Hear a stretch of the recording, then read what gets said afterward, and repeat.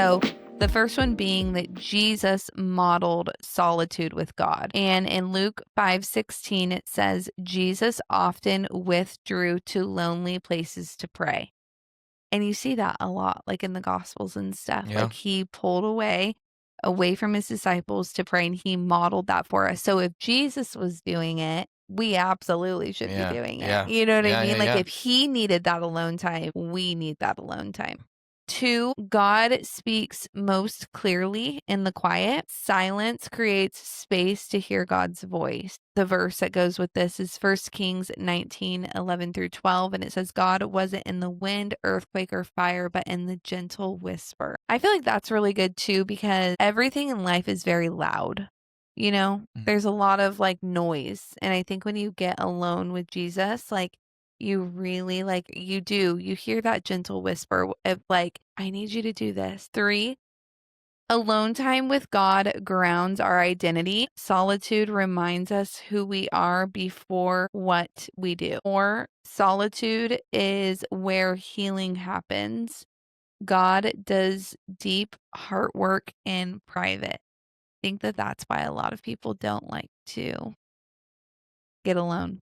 Yeah. You have to face stuff they didn't want to face. Yeah. That's I will be the first to admit, like, I often think that I will do other things to avoid having to do that kind of hard work that I know is gonna make me uncomfortable.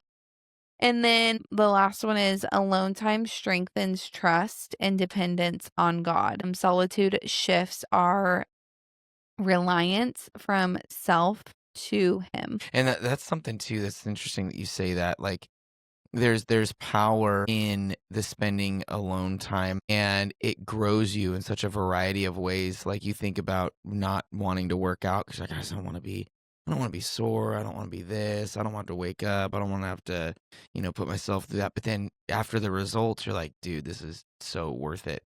And you think about that same thing with like the heart workout, that God wants to do. Hey, I want to talk to you about this thing that you're still, this happened in high school and you're still struggling with this as a 50-year-old person, Yeah. and God's just trying to get you, and you're like, no, God, I figured it out. I'm fine. God's like, no, I want to work on that. Yeah, that's actually a thought that I've recently had. I always joke with Tom that because as I've shared about my anxiety, like this is something that has kind of been like a recent development in my life in the last few years.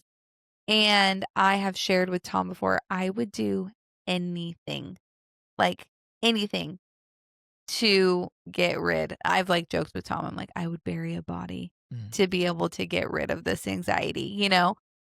But it's funny because there's also things like I know that there are certain things that I need to talk out with the Lord. I know that there's a deeper root, but it's funny how long it will take me to like get to that place to like really have that raw and real honest conversation to really dive in and do the deep work. It's great. Like sometimes I think I'm like, dang, I've been like dealing with this for about 3 to 4 years now. Wow. That like you're like, that's kind of a long time. And I'm still and there's more to it. And I can only cover so much of that right now. But it is crazy how quickly time passes by before you get really serious. Like, I am going to figure this out with God. Yeah. We just don't want to like get uncomfortable to get to the root of some of these things because it is kind of painful. It's uncomfortable. You have to face certain things and like you let this time pass and the next thing you know, you're like, oh my gosh, like it's been this long. I didn't have to live this way for this long, but I avoided the work and the alone time and it's just kind of crazy.